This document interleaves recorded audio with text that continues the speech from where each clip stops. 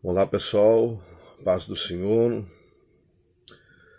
Retornamos para mais uma aula, terceira parte da nossa aula, na matéria de Teologia Pastoral, nosso curso médio em Teologia, nosso Instituto Bíblico Esperança. Continuamos ainda, né? Continuamos ainda com as nossas aulas online e ainda estamos nesse período ainda de Covid-19, então peço que sejamos compreensíveis, né, e passivos para que esse momento logo acabe. Mas não deixamos de meditar e estudar sobre a palavra de Deus. Muito bem, aos alunos, aos nossos irmãos aí, claro que aqui na nossa cidade algumas atividades já retornaram, inclusive o nosso seminário. As nossas aulas já estão sendo presenciais. Nós temos um número aí de 30 alunos, né? Na verdade são mais de 40 alunos, mas nós estamos limitados a 30 alunos, então alguns pediram folga e nós estamos aí nesse período limitados a 30 alunos, mas enquanto isso não acontece, aí os demais núcleos, né? Nós vamos fazendo as nossas vídeos aula.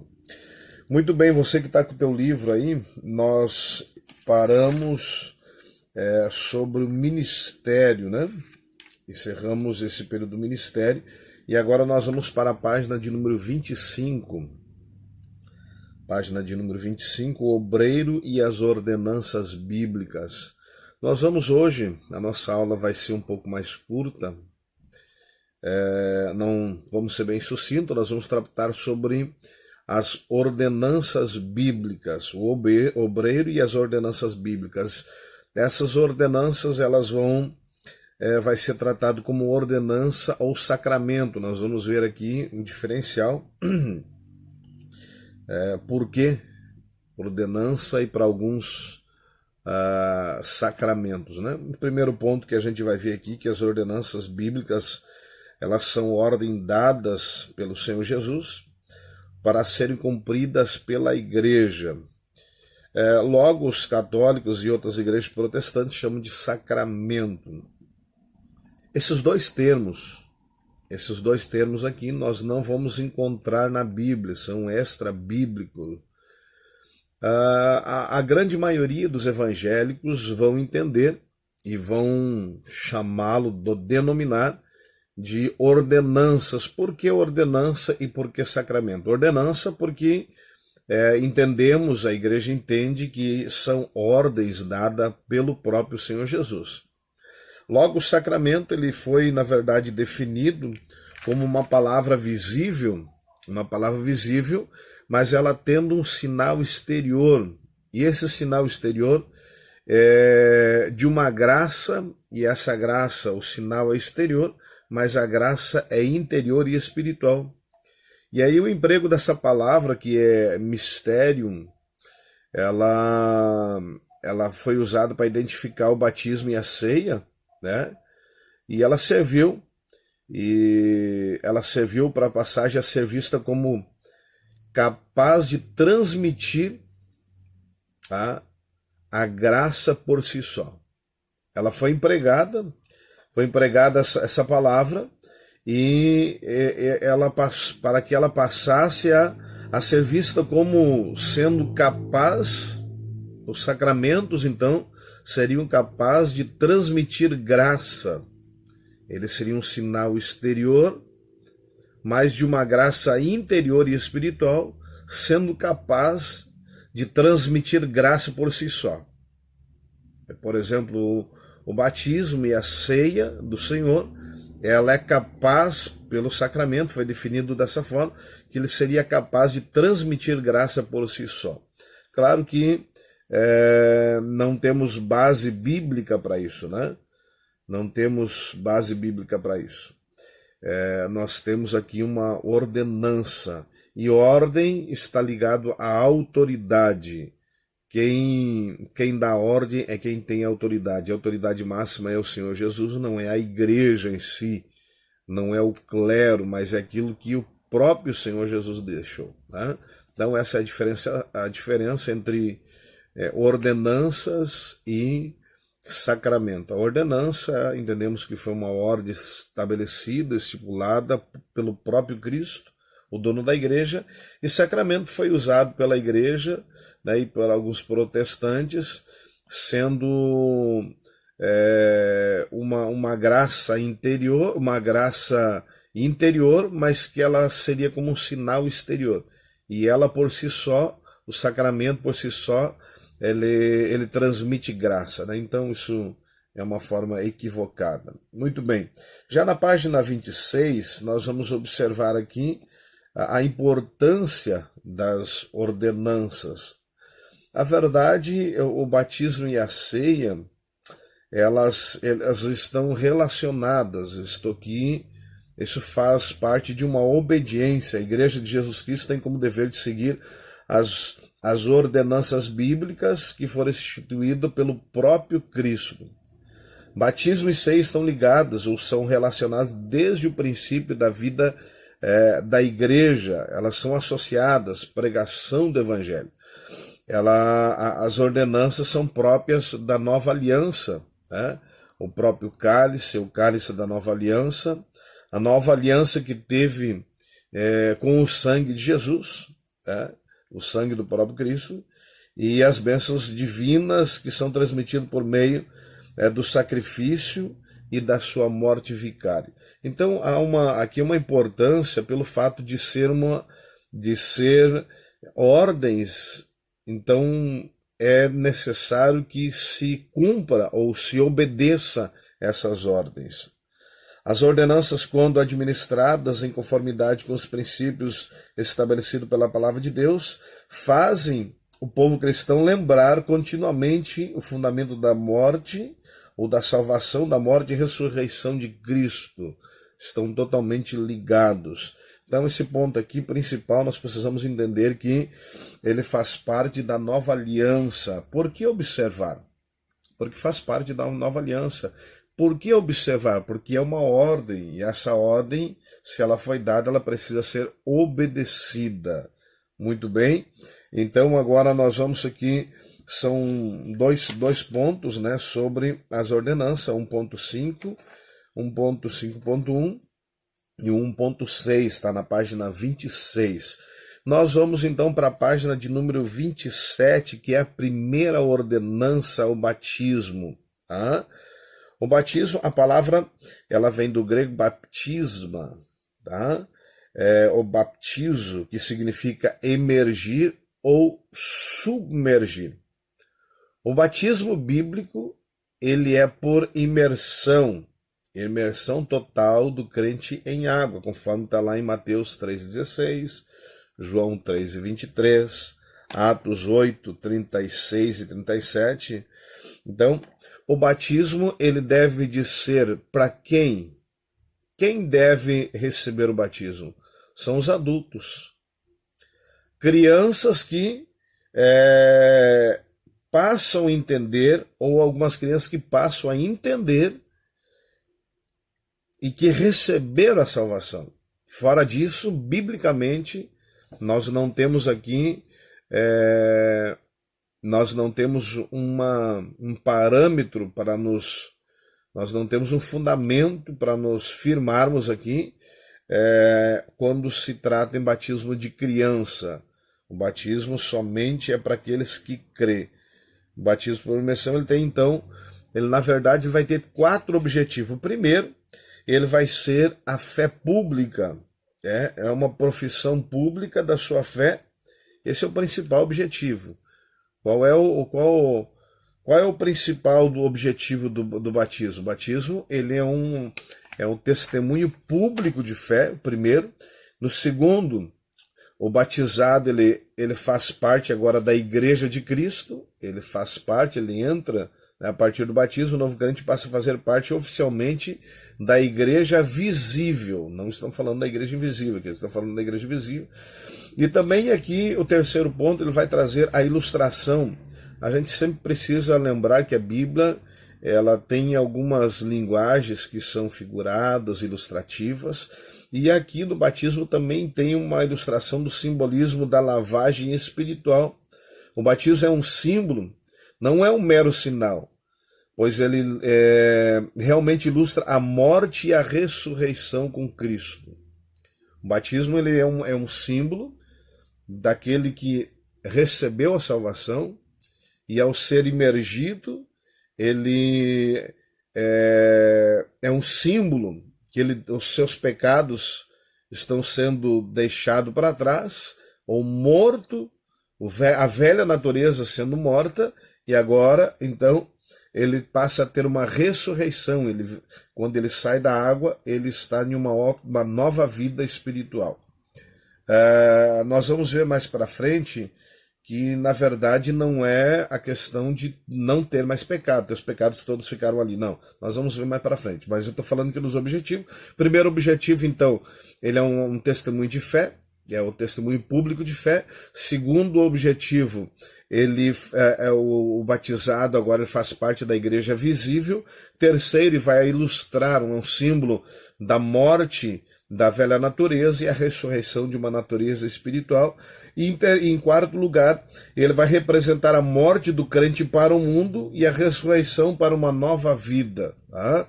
Ou seja, a terceira parte é um simbolismo da lavagem espiritual. Tá? O batismo é um símbolo, não é um mérito sinal, pois realmente ilustra a morte e a ressurreição do crente com Cristo.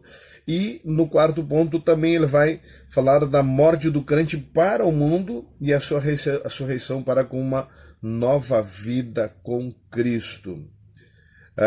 O batismo em água é uma ordenança que testifica da salvação, que já aconteceu na vida da pessoa batizada, né? No momento da conversão, quando ela foi selada com o Espírito Santo, como propriedade do Espírito. O batismo não é perdão de pecados. Isso que precisa ser bem lembrado. O batismo não é para perdão de pecado, mas é para arrependimento de pecado. Não é para perdão de pecado. Nós vamos ver depois lá, esse pensamento Lutero tinha, mas ele se equivocou. Vamos ver para frente lá, tá? Então agora a gente vai ver as formas de batismo, ainda na página de número 28, as formas de batismo. Na página de número 29, nós vamos ver aqui o batismo católico, luterano, e defendido por Zwinglio e os reformadores, né? E aí depois nós vamos ver o que a Bíblia fala sobre esse ponto. Então, o primeiro, a forma de batismo, por exemplo, então nós vamos ver aqui no 1.1.8 sobre o batismo católico romano. Ensina que a regeneração batismal que livra do pecado e marca o indivíduo como membro da igreja, removendo até mesmo a corrupção do pecado. Orígenes ensinava que a igreja recebeu uma tradição que ordena batizar até mesmo criança. E aqui o batismo não é por imersão, o batismo é por aspersão. Tá? Então aqui o conceito é que o batismo ele é para perdão de pecados, ele é uma regeneração e ele fica livre do pecado. A partir do momento que tu é batizado, tu é livre do pecado. Não, isso não tem base bíblica para isso. Né? Já luteranos, o reformador luterano, infelizmente conservou alguns traços da igreja católica romana, né? Ele ensinou que a água do batismo não é apenas água vindo a ser mediante a palavra como o poder divino inerente à água da vida. Para uma lavagem regeneradora, o sacramento efetua a regeneração, também batiza com aspersão. Lutero entendeu que o batismo, né, que para eles é o sacramento, é um dos sacramentos, ele entendeu que é um dom de Deus, uma dádiva de Deus. Mas ele teve uma percepção que ele tinha um conceito, ele entendia que quando ele fosse batizado, conforme a Igreja Católica ensinava, os seus pecados, ele seria uma pessoa que não teria mais pecado. Mas diz a história que quando Lutero saiu das águas, ele se identificou ainda como pecador, ele viu que ele continuava sendo pecador. Então Lutero, ele mudou esse conceito da Igreja Católica e ele entende que é um morrer para o mundo e um renascer para Deus. Ele entende então como o batismo sendo uma dádiva de Deus e ele defende também, luteranos defende o batismo por aspersão. Já Zwinglio, que também faz parte de um reformador, um reformador suíço, ele afirmou que o batismo infantil era antibíblico. Tá? Na sua tese, ele defendeu que o batismo infantil era antibíblico. Mas ele recebendo aqui uma pressão dos anabatistas, né? Foi criado um caos e desordem, então ele temendo, ele voltou e manteve essa visão do batismo infantil. Mas inicialmente Zwinglio, ele entendia que o batismo infantil era antibíblico. Claro que nós entendemos que não tem uma base bíblica exatamente para isso. Né? Nós não temos uma base bíblica. Se nós estamos olhando para a Bíblia, não tem. Agora, alguns teólogos reformadores, né, e a própria igreja mudou esse conceito. Biblicamente não há. Tá? Os reformados, a teologia da aliança, considera o batismo um sinal e selo da aliança firmada entre Deus e os homens, assim como a circuncisão constituía-se no sinal da aliança de Deus com o povo do Antigo Testamento, o batismo teria a mesma função no Novo Testamento. Para eles, o modo de batismo seria por aspersão também. Seja fusão ou seja imersão, não tem importância. Mas o batismo, vamos ver o que esses são as visões da Igreja Católica, dos luteranos, dos Zwinglio e reformadores. A Igreja Católica, então, ela entendia que era para perdão de pecados e ela também regenerava. O batismo é para regeneração. Já Lutero, que defendia essa tese, aprendeu assim, sendo um católico, mas ele entendeu depois que saiu do batismo, ele continuava sendo pecador. Então ele defendeu o batismo como sendo uma dádiva de Deus, que seria morrer para o mundo e renascer para Deus. Já agora vamos ver Zwinglio, claro, que nem eu disse inicialmente, ele tinha uma visão do batismo de criança antibíblico, mas depois ele voltou por uma pressão dos anabatistas. Vamos ver o que a Bíblia diz sobre o assunto. Nas Escrituras, o batismo é encarado como um símbolo ou um sinal externo da mudança interior que foi feito no crente, exclusivamente por imersão, já que esse modo é o que melhor representa a ressurreição do crente da morte espiritual. Mesmo os reformadores Lutero e Calvino reconhecem que a imersão é significado do termo, que a imersão é o significado do termo e que essa era a forma original do batismo praticado pela igreja. As igrejas Assembleia de Deus, de boa parte, batizam por imersão. Então, esse é o próprio Lutero e Calvino reconheciam isso, mas eles tiveram outro conceito, né? Depois mudaram, mas as igrejas da Assembleia de Deus e algumas outras igrejas pentecostais ainda continuam fazendo batismo por imersão. Parte das igrejas tradicional defende o pelo batismo, né? Isso é o batismo infantil. Também nós vamos ver que isso é uma forma errônea, né? Então, vamos ficar nesses 3 pontos aqui, que é a forma de batismo dos católicos, luteranos, de Zwinglio e os reformadores, e o que a Bíblia ela ensina e os pentecostais defendem, né? Então, vamos repetir de novo, vamos repetir aqui. Os católicos, eles defendem o batismo como sendo para regeneração e para perdão de pecados e por aspersão. Lutero também defendia isso, mas depois ele mudou, ele disse que é uma dádiva e seria o morrer para o mundo e o renascer para Deus. Zwinglio inicialmente defendia que era antibíblico o batismo de criança. Então depois ele mudou esse conceito. E biblicamente é o que a Igreja Católica e algumas igrejas pentecostais defendem biblicamente, que não há batismo de criança e o batismo é por imersão. Vamos para a segunda ordenança ou o segundo sacramento, e nós vamos ver a posição de cada um deles aqui, e aí já estaremos encerrando.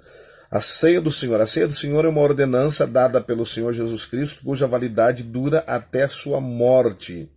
Quando se estuda a importância teológica dessa ordenança, percebe-se que, de modo geral, todos os segmentos da fé cristã observam, entretanto, de várias formas diferentes, o que na história tem sido motivo de controvérsia e de separação, uma vez que se perde o aspecto espiritual, tá, da Santa Ceia.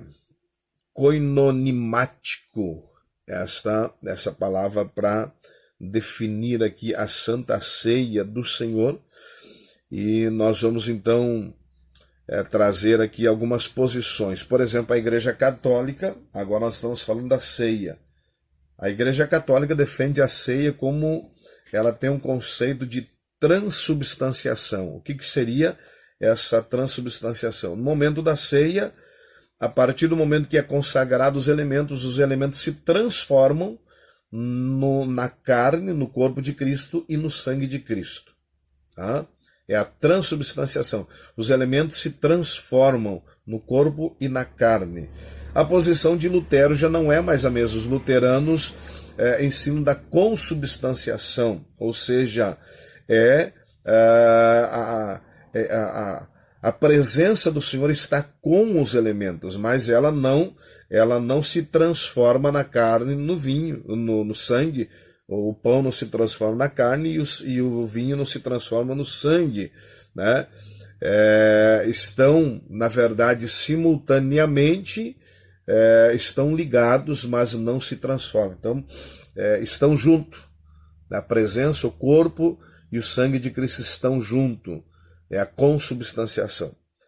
Diferente da Igreja Católica. A Igreja Católica acredita na transubstanciação, é a transformação dos elementos, e os luteranos é com a substância, consubstanciação, ou seja, a presença do Senhor, a presença do corpo e do sangue estão junto com os elementos. Na posição calvina já é um pouco diferente. Já acredito na presença mística de Cristo. Tá? Ele não está fisicamente, mas representa a sua presença espiritual. Os participantes, eles recebem pela graça, a graça, ou seja, recebe a graça pela participação, porém, os elementos em si, por meio da fé. Tá? E não pelos elementos, na verdade, os participantes recebem a graça pela participação, não pelos elementos. Eles entendem, os luteranos, os calvinistas, melhor dizendo, perdão, os calvinistas, eles defendem a presença mística, ou a presença de Cristo junto nos elementos, mas eles recebem a graça por participar, não recebem a graça pelos elementos. Zwinglio tinha uma outra posição. Ele ensinou que a ceia é um memorial. E essa é uma das teses que as igrejas, né, as igrejas mais batista, Assembleia de Deus, elas compartilham desta mesma postura doutrinária, que é um memorial. Fazer isso todas as vezes em memória de mim. Claro que tem uma outra visão, não está aqui no nosso livro, mas há uma outra tese que é defendida e ela pega parte de Lutero, parte de Calvino e parte de Zwinglio. Então, qual é as Assembleias de Deus, as igrejas pentecostal batista, ela segue um mesmo conceito de Zwinglio, que ele defendia que era apenas um memorial. Os calvinistas diziam que apenas a presença mística de Cristo, e eles recebiam a graça por participar, não pelos elementos. Lutero entendia que a presença do Senhor estava a consubstanciação, com a substância. E os católicos, a transubstanciação, se transformaram no corpo. E aí nós temos uma outra visão, uma outra interpretação que pega as 3 últimas linhas, que é a consubstanciação junto com, tá? E a presença mística, a presença espiritual de Cristo, porque ele disse, onde estiver 2 ou 3 reunidos no meu nome, eu estarei ali. Ele disse, eis que eu estou convosco todos os dias até a consumação do século. E ele está dizendo, aquele que não comer da minha carne, não beber no sangue, não tem parte comigo. Então, a partir do momento que participa, está ligado, sendo um momento de comunhão, está ligado com Cristo pela fé. Então, há um outro conceito aqui. Além de ser um memorial, há uma presença espiritual de Cristo, ou seja, é a consubstanciação também, ele está com a substância espiritualmente. Tá? Então, eu acho que ficou claro aqui esses pontos, né, que nós tratamos sobre o batismo e a ceia para os pentecostais, assembleianos, ordenança para a Igreja Católica e algumas igrejas da Reforma é sacramento. Esses 2 termos não são termos bíblicos, são termos extra-bíblicos. Tá? Então, esses 2 pontos aqui, acho que ficou claro para nós aqui sobre a diferença para essas linhas teológicas de algumas igrejas sobre a ordenança e o sacramento. As ordenanças, elas são ordens do próprio Cristo, e o sacramento foi empregado essa palavra para que ela pudesse ser capaz de transmitir a graça por si só. Isso não tem base bíblica. Tá? Fico aqui e agradeço a todos vocês que estão participando aí, aos alunos. E qualquer dúvida, nós estamos aí para nos colocamos à disposição para qualquer dúvida, e também vocês podem contatar aí o coordenador do seminário de cada região, né? Sendo o coordenador de cada região, vocês podem entrar em contato com eles e eles vão, qualquer dúvida pode entrar em contato direto com nós, no nosso WhatsApp, ou também pode deixar aí seu comentário aqui abaixo do vídeo e nós estaremos prontamente respondendo e tirando qualquer dúvida. Aceitamos críticas sem problema nenhum. Nós estamos aqui irmanados num aprendizado e juntos nós aprendemos. Tá bom? Deus abençoe, uma ótima aula, medite, estude. E logo após o coordenador vai estar aplicando então as provas aí, e na sequência nós entramos com mais outra aula. Até a próxima, Deus abençoe.